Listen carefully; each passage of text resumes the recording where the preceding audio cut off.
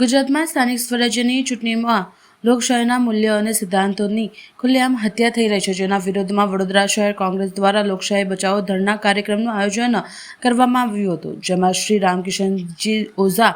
બિમલ શાહ ઉપસ્થિત રહ્યા હતા। લોકશાહી બચાવવાની આ લડાઈમાં આ કાર્યક્રમમાં ગાંધીનગર ગૃહ ખાતે કરવામાં આવ્યો હતો। સમગ્ર ગુજરાત રાજ્યમાં ભ્રષ્ટાચારી જનતા પાર્ટી દ્વારા લોકશાહીનું ખૂન કરીને ચૂંટણીની પ્રક્રિયા પર જે સવાલો ઊભા કર્યા છે, જેવી રીતે ધાકધમકીનું વાતાવરણ બનાવ્યું છે, એ જોતાં લાગે છે કે ભારતીય જનતા પાર્ટી ચૂંટણી હારવાની બીકે આ બધા કાવતરા કરી રહી છે। ત્યારે આખા ગુજરાત રાજ્યમાં પ્રદેશ પ્રમુખ અમિતભાઈ ચાવડા સાહેબની સૂચનાથી ધરણાનો કાર્યક્રમ કરવામાં આવ્યો છે, જેના ભાગરૂપે વડોદરા શહેરમાં એ ગાંધીનગર ગૃહ ખાતે આ ધરણાનો કાર્યક્રમ છે, લોકશાહી બચાવો ધરણા। કારણ કે લોકશાહીમાં સૌથી મોટો તહેવાર એ ચૂંટણી છે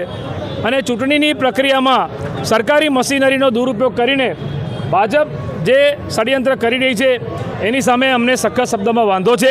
અને માટે આજે ગાંધીજીની પ્રતિમા પાસે અમે અહીંયા ધરણા પર બેઠા છે। કારણ કે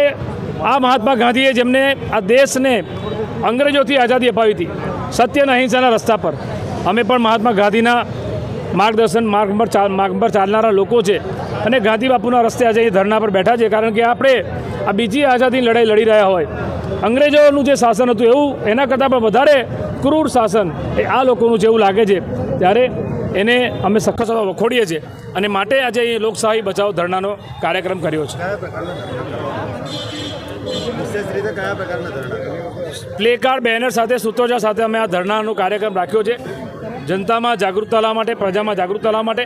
આમ તો વડોદરા શહેરમાં લોકોમાં જે જાગૃતતા આવી છે, જે રીતે પ્રજાએ મન બનાવ્યું છે